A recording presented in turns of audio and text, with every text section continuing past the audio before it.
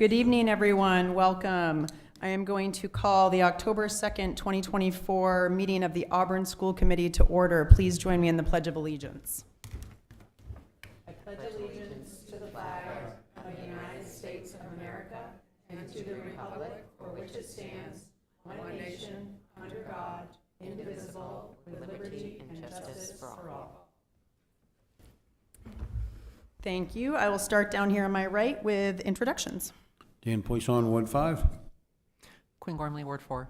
Corin McGuigan, Ward 1. Pamela Albert at large. Sue Doris, Superintendent. Pat Gaudier, Ward 3. Jay Rich at large. Adam Platts, City Council Representative.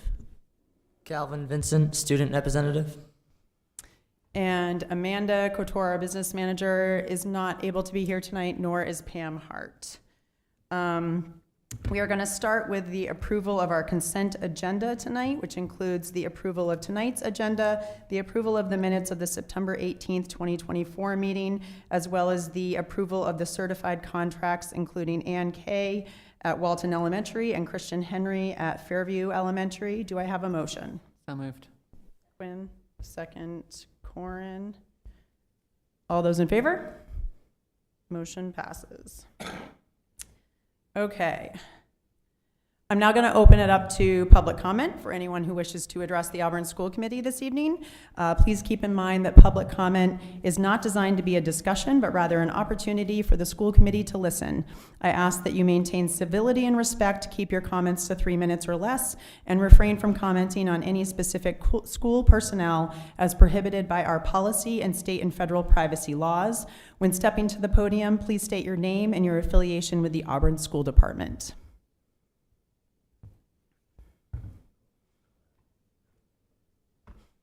Hi, Welcome. Mo Galano, who live here in Auburn. I don't see too many familiar faces here other than Dan from a couple years ago. So let me start by 2 years ago, I voiced concern about the roofing contractor for the new high school. I even made a wager that the roof was going to leak. It's my understanding the roof leaked, caused some serious damage. We'll end it there. 2 years ago, I raised some concerns here about the bus driving management. And 2 weeks after I spoke, the school department was in violation of inspection stickers, illegally putting on inspection stickers for the school buses, which never should have happened. New management, school starts this year. Rule number one on a school bus, and I'm a school bus driver, is you don't allow kids to stand up on a bus. I hear there's a dozen kids standing up on the bus first day of school. That should never happen. That's against the law, state law. Why did you allow that to happen? Different management, same result. You guys are not following the law. End of discussion on that one. 2 weeks ago, I spoke with my computer guy. He retired last year. Retired young, smart, knowledgeable man. Has a few dollars. Drives by Fairview and sees a sign. It says, bus drivers wanted. So he says, you know, I got some free time. I'll drive a couple days a week. I'll donate my time. So he calls. Nobody calls him back. So I passed out a piece of paper, which everybody has to look at. And I'd like to let you know how much that not returning that phone call cost the city. So let's say let's start at the top, you pay a driver $30 an hour. Now it costs money for that driver, so I'm gonna add another $45 an hour. You gotta match Social Security, you got health insurance, you got a whole bunch. Cost the school department $75 an hour for that driver. 5-hour trip, a sports trip in the afternoon. Let's take 5 hours. Your cost to the school is $375 for that driver. You got to pay for the bus. You got to pay for fuel, insurance, maintenance. So we're going to add another $250. Total cost to the school for that sports trip is $675. So the cost for 2 trips in 1 week, and this is probably 5 or 6 sports trips every week, but the cost for 2 is $13.50. When you charter a bus, and I work for that charter company, on the average it costs you $1,300, 1 trip. 2 trips, $2,600. So what's the difference? $1,250 extra you guys are paying. So let's just assume there's sports for 2 months. You got 3 sessions, fall, winter, and spring. So there's 8 weeks times 3, that's 24 weeks that you're paying sports drivers. 24 weeks at a savings of $250, that's $30,000. 1 part-time driver, twice a week. Now, you got to train that driver, because if he doesn't have a license, you got to train him. So I've subtracted another $5,000 to train that driver. That leaves you a net of $25,000. So you didn't return this guy's phone call, you didn't train him, so it's costing the city $25,000. That's just for 1. Now, if you didn't return his phone call, I'm going to assume maybe there's others you didn't return the phone call to. So let's just say there's 2 people you didn't call back and you didn't train. $50,000. That's the first year. Second year, you don't have to train him. He's already trained. So there's $60,000.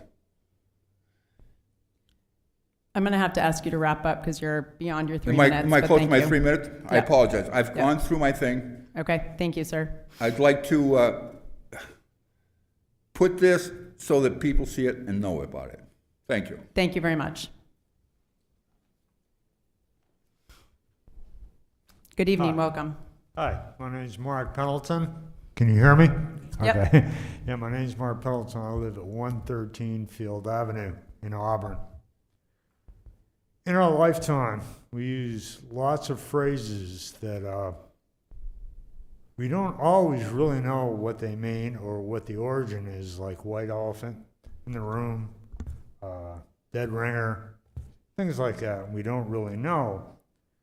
This has also happened with the phrase separation of church and state.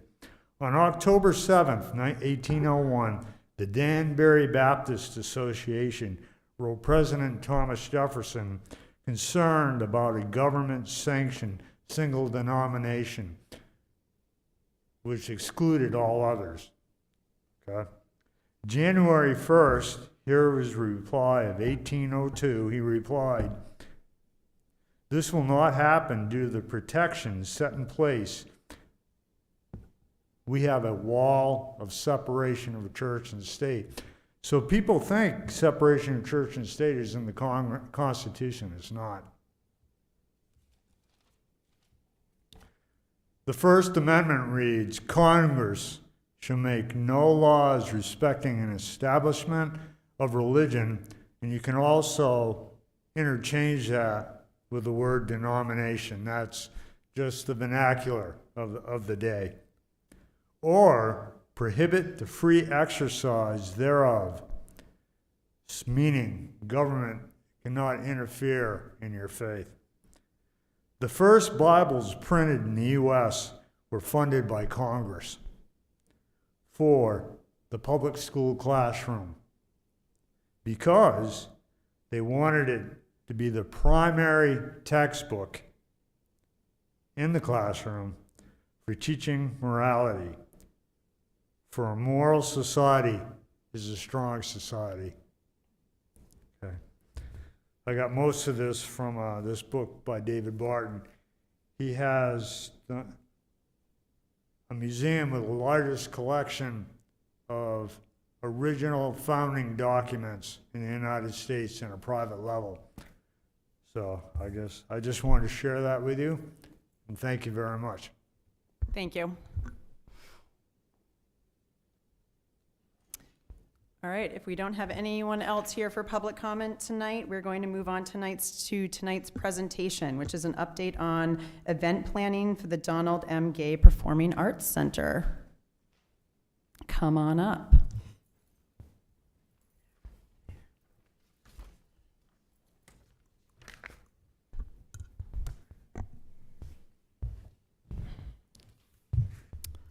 Good evening. It is my great pleasure to be able to introduce to you Lily Gardner, who's been with us about 4 weeks, 5 weeks. We went through the hiring process through the summer, identified some candidates, and Lily by far and away blew us out of the water. She is lightning in a bottle and has a depth of knowledge for all the pieces that we were looking for. And so I'm really happy to have her on board in so many ways, just to grow the Performing Arts Center and then to take that off of the admin plate of trying to organize and structure all of the things that we're hoping to doing and organizing that with amongst the other activities that happen in the building and on the site. Our school and site never ever sleep, so there's never downtime, and this just adds to our portfolio of what makes Edward Little great. And so with that, I'm gonna turn it over to Lily, and seriously, I'm so happy to have her on board. All right. Good evening, esteemed members of the school committee. I appreciate your opportunity to present the progress I have made at the Donald M. Gay Performing Arts Center and the vision for its future. Since stepping into my role around 5 weeks ago as the event coordinator, my focus has been on creating a streamlined professional approach to how we manage and market the DMG. One of the first initiatives was establishing a bi-weekly facilities meeting with key stakeholders, including the principal, athletic director, and public works facility manager. These meetings ensure seamless communications between all parties involved in the act of renting facilities at Edward Little. We have reorganized our internal operations by curating a DMG drive, which now holds assets, standing operating procedures, and research documents.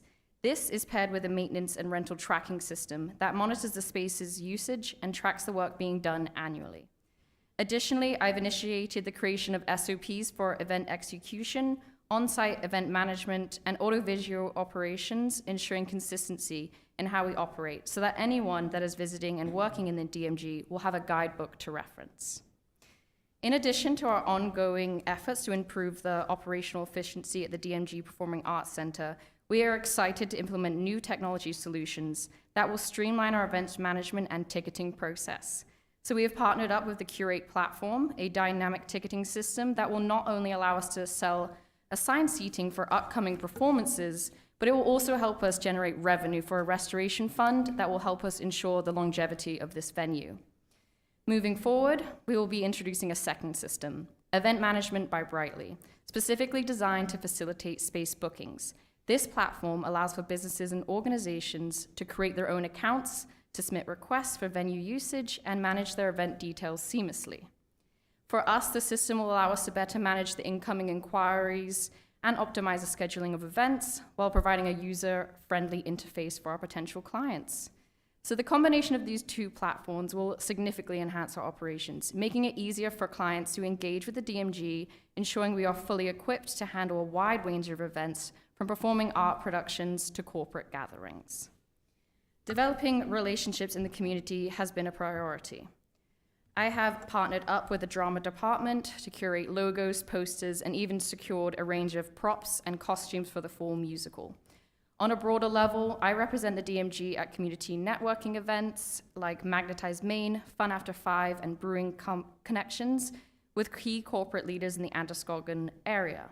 I also currently sit on the One Lewiston Resilience Fund Committee, Chamber Membership Services Committee, and Uplift Board, which has allowed me to establish myself as a rising professional in the Lewiston-Auburn area. These opportunities have put me in the right places to be able to connect with local businesses and community members in the area who may be in need of the DMG. We have also begun to establish a clear identity for the DMG as a business entity, which means we have a new logo and a brand image, which will be rolled out in our marketing materials and the website we are currently developing. The DMG rental agreement, we actually finalized this last week. This has been tremendously helpful when gathering and recording event details for invoicing. It not only covers the policies and procedures, but it also serves as an adaptable event plan between clients and myself. All events are considered to be tentative until that agreement is signed. Through these efforts, we have actually in the past 2 weeks successfully trialed partnerships with potential clients such as Maine State Music Theatre and other large organizations who are planning on hosting events at the DMG, which will not only fill all 1,200 seats, but it will help to boost the local economy through the event's impacts on hotels and restaurants in the area. Talks are also under the way with clients such as Auburn Community Band, Odyssey of the Mines in Maine, Grace Center for Movement, Maine Co-op, and many other organizations.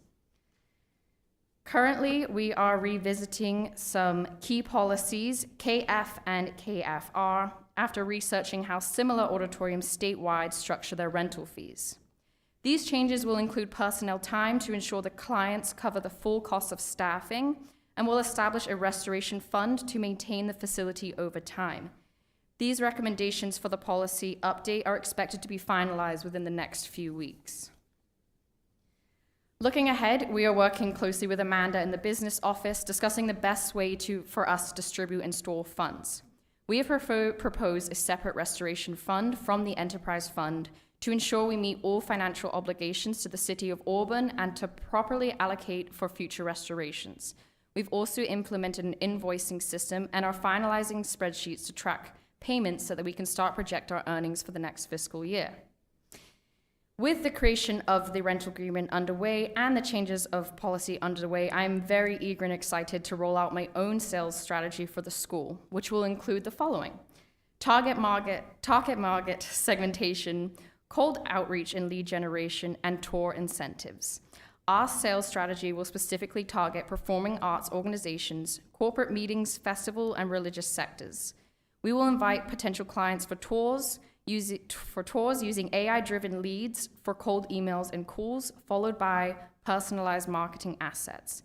The website will serve as a hub for inquiries and bookings and all necessary information, including floor plans, seating charts, rates, and a comprehensive tech sheet developed in collaboration with High Output.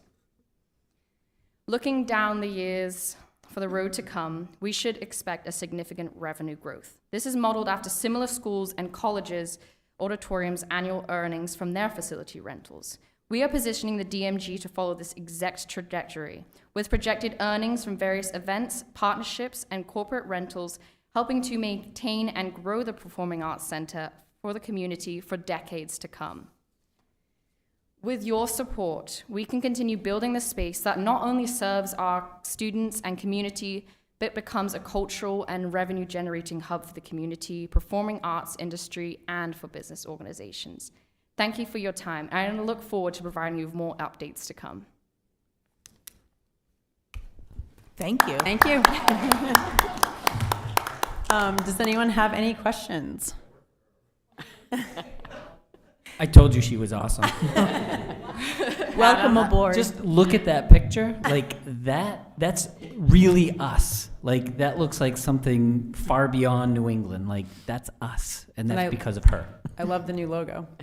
Adam. And I would just add to Scott's comment earlier that I've worked with Lily on events, and she is the real deal. So there's nothing that she can't accomplish, and this is a perfect fit for the position.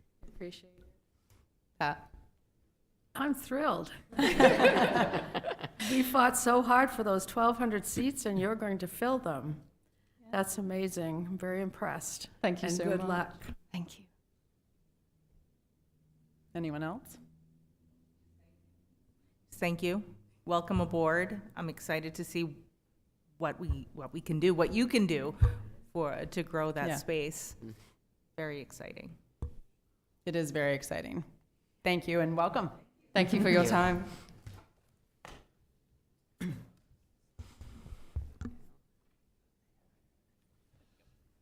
Okay, moving on. We are going to move on to our school committee student representatives report. Calvin.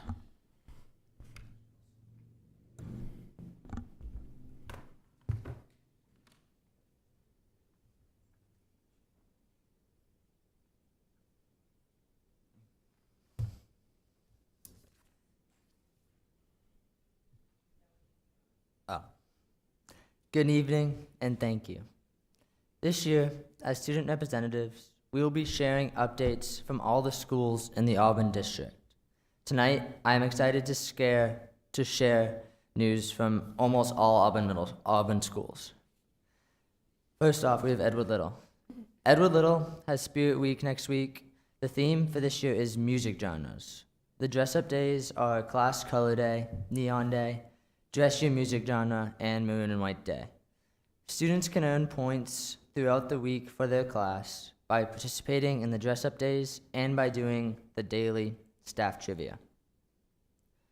On Thursday afternoon, there will be a school-wide rally where each class will perform their skits, the ELHS song, and present their poster of their music genre. The seniors have country music, the juniors have rap and hip-hop, the sophomores have pop, and the freshmen have classic rock. Spirit Week will be concluded with the homecoming dance on Saturday night. Everyone at Edward Little is excited for the week. In addition, there are district-wide parent-teacher conferences on November 8th. Auburn Middle School. AMS began the month... Calvin, do you have slides that go along with each of these? Just for, not all of Oh, them. okay. All right, just wanted to make sure. Yeah, just for a couple of them. AMS began the month with the student council representatives voting for officers. They are holding a mock election, not based on candidates, but based on party platforms.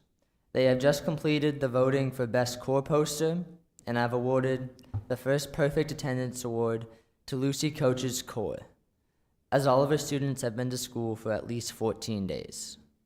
Later this month, they will be hosting the 24th Annual Pumpkin Run. All 3 8th grade teams have completed their Aspirations Day at Bates. Continuing our 3-year relationship with Bates, they have 24 Bates students who have signed up to be mentors for our Tier 2 students. They are on the bus loop for Bates as mentors will arrive at AMS and support our students with task performance in their class or take them for an activity around our campus.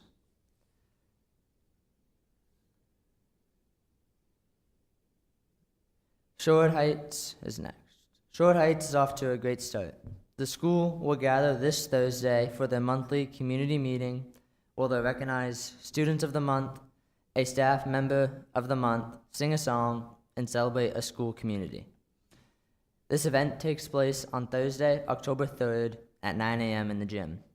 The Friends of Sherwood Heights parent group, known as FOSH, is busy planning their annual Hoedown Family Dance that will take place on October 18th and Trunk or Treat that will take place on October 25th. And, like all the schools in Auburn, students are busy preparing to take the NWEA Fall Assessment. Fairview students have been enjoying the new set of swings as well as the new climbing structures and slides. Fairview's Fall Fundraiser kicks off this Friday. It is a PTO, parent-teacher organization-sponsored fundraiser to help raise money for student experiences beyond the classroom. The fundraiser, which is a catalog sale, runs until October 18th. Fairview will be hosting a fall outing at Wallingford's Food House on Saturday, October 19th from 11 to 3. All are welcome. Fairview School will also be hosting a Scholastic Book Fair the week of conferences on November 4th through November 8th.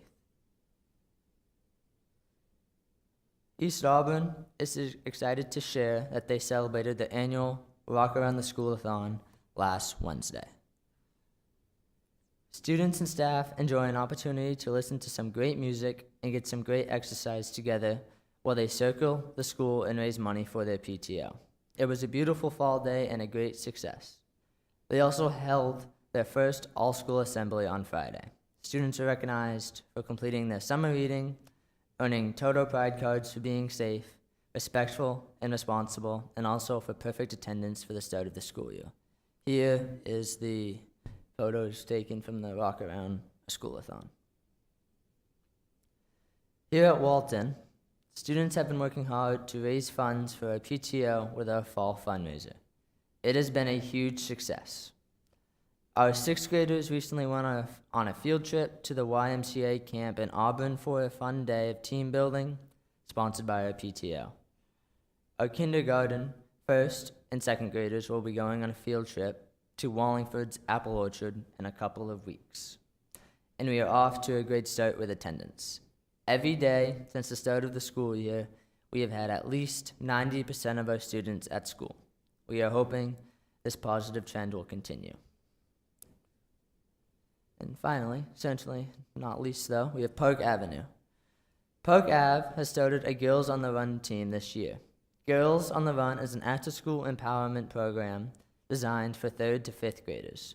The nonprofit helps participants recognize their inner strength, increase the level of physical activity, imagine their possibilities, and confidently stand up for themselves and others. This is achieved through the innovative integration of fun physical activities, life skill lessons, and impactful community projects. In the picture on the top right, girls are completing a name game activity, which visually represents how we are all connected. The Park Avenue playground has some exciting changes. For anyone familiar with our playground, the large climbing rock has been removed, and 3 new pieces of equipment seen on the left have been installed: a climbing wall, a spinning merry-go-round, and 4 balance surfers for younger students. Coming soon will also be a climbing dome.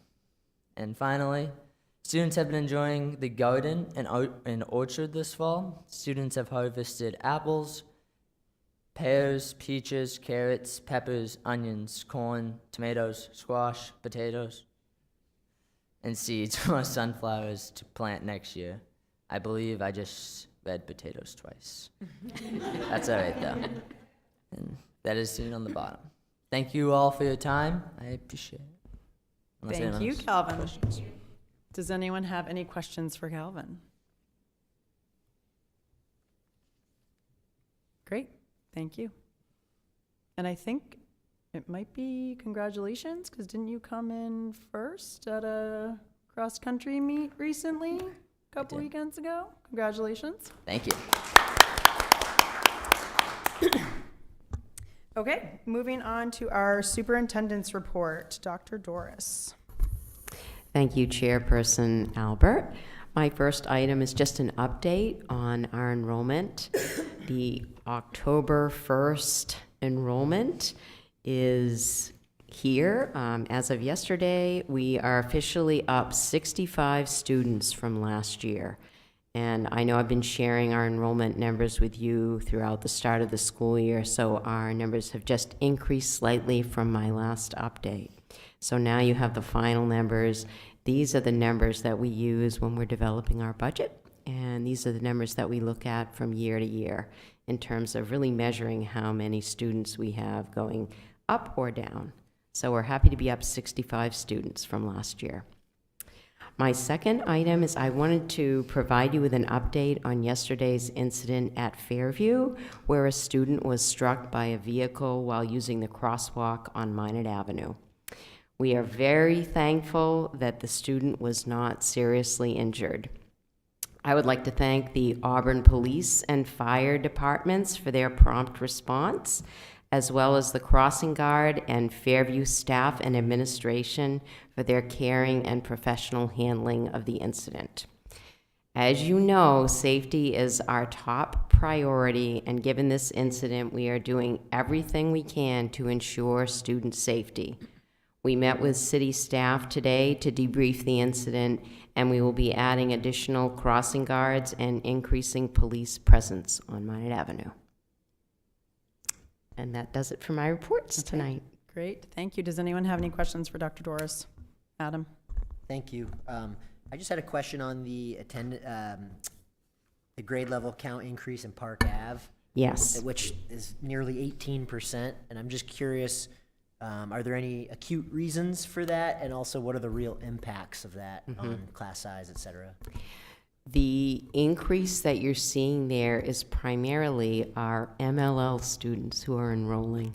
As a matter of fact, Mrs. Maris was just sharing today with us that they had 8 new enrollments today, And so what we're doing, we're looking very carefully at each enrollment and looking at the levels of the students that are coming in to see whether or not we can service those students in other schools.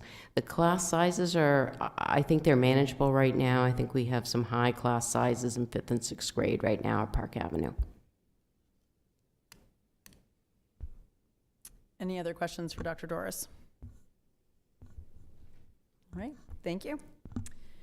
I do not have a chairperson's report tonight, so moving on to our city council update. Adam. Thank you. Yeah, brief update. I guess one thing to note is we're off kilter on our meeting schedules now because we did not have a city council meeting on Monday, so we'll be meeting next Monday. So we're kind of off kilter with the school department. Secondly, just something to pay attention to for members of the school board as well as members of the administration, anybody watching this. The city has started the process of selecting the comprehensive plan committee. The comprehensive plan is a process through which many stakeholders within the city go through a fairly long process to determine basically a guide. Some people don't like to use the word blueprint, but a guide for how our different endeavors and initiatives in the city play out over the next 10 to 20 years. Everybody who lives here, everybody who works here, everybody who does anything here has a stake in that plan. So just important to know that it's going on.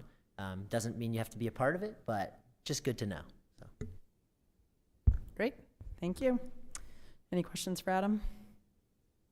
Okay, seeing none. So our committee reports, we have agenda and minutes linked for the policy subcommittee from the 24th of September. We also have an agenda and minutes linked from the curriculum subcommittee meeting from September 4th.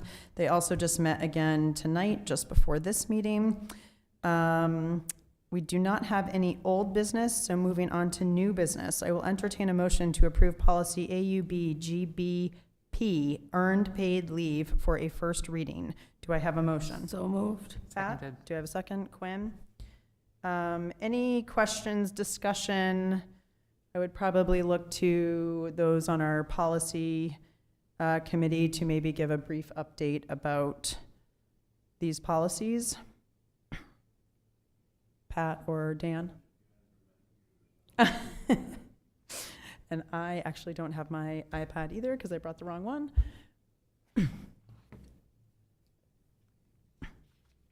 Or Dr. Doris. Policy. Because this involves the state legislation that was passed in 2021. And it is things that have been going on since that time in the district, but we're finally getting it into policy. Is that correct? That's correct. So Maine's earned paid leave law was enacted in 2021, and this allows employees to accrue 1 hour of paid leave for every 40 hours worked, up to a maximum 40 hours per year. This leave can be used for any reason, including personal, medical, or family needs. And so this is worked into our contracts. And for those employees that do not have contracts, they can accrue time, and they can take earned paid leave up to a maximum of 40 hours per year. So this policy reflects that, and it is written in the language of the statute, and the procedure follows this as well. So this is just updating our policy book to reflect what is in state statute. But this is something that we have already been doing per state law. That's correct. Yeah, okay, thank you. Any other questions, discussion, Quinn? I'm curious. I know that the rulemaking process for that bill is still ongoing and remarkably contentious, and I'm wondering if there's any guidance from any of our state advisory groups on how that might impact implementation going forward, and if that's been considered. I haven't heard anything yet in terms of changes that we need to make in terms of guidance. Any other thoughts or questions? Okay, all those in favor of approving policy AUB-GBP for a first reading? Motion passes. I'll entertain a motion to approve policy AUB-GBPR, earned paid leave administrative procedure, for a first reading. So moved. Quinn? Second. Lauren? Second. Any questions, discussion on this one? This is just the procedure that's following the policy itself. Okay, so seeing no questions or discussion, all of those in favor to approve policy AUBGBPR for a first reading? Motion passes. Okay, we have a list of all of our upcoming meetings listed on tonight's agenda. Our next regular school committee meeting will be October 16th. Do I have any requests for future agenda items or requests for information? Yes, Jay.